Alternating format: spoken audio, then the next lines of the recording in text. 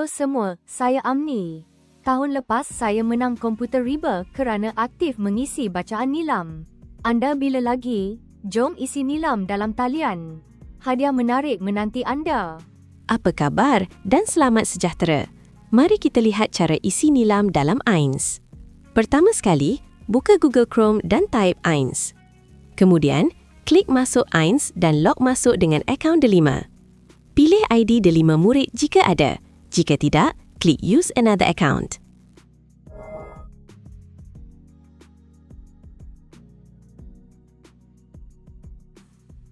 Masukkan ID Delima murid, masukkan kata laluan, klik I agree untuk daftar ID Delima ke telefon pintar anda.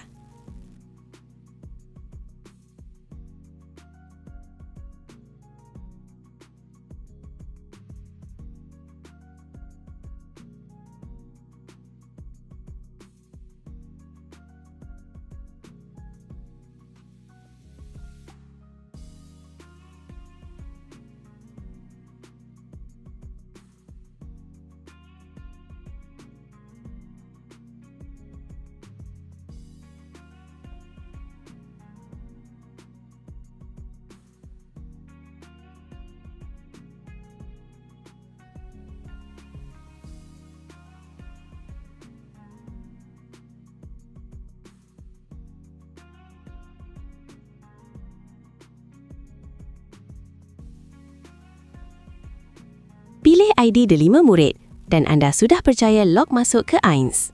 Sila rujuk dengan guru kelas jika ada masalah dengan ID Delima. Jika pertama kali masuk, anda perlu pilih negeri, daerah dan nama sekolah kemudian simpan. Untuk rekod bacaan dalam AINS, klik butang tambah di bahagian bawah.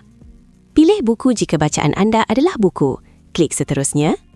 Masukkan maklumat buku seperti tajuk buku, jenis buku, kategori buku, bilangan muka surat, nombor ISBN, nama penulis, nama penerbit, tahun terbitan, pilih bahasa buku dan klik seterusnya.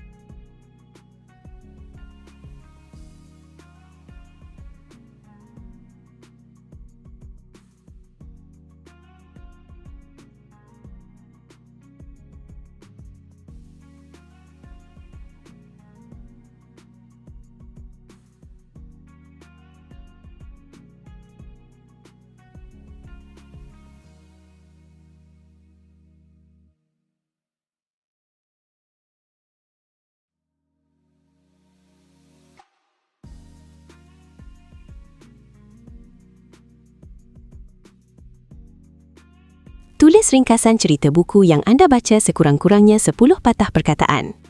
Seterusnya, isi nilai pengajaran yang anda dapat pelajari dari buku itu sekurang-kurangnya 5 patah perkataan.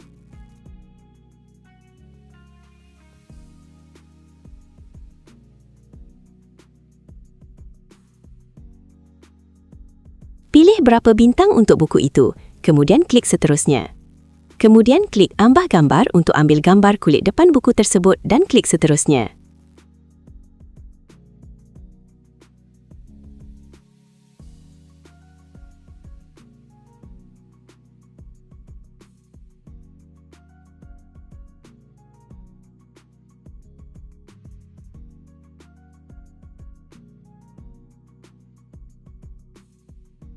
Selepas itu, klik hantar, klik pasti dan selesai. Anda akan mendapat mata berdasarkan buku yang telah anda baca.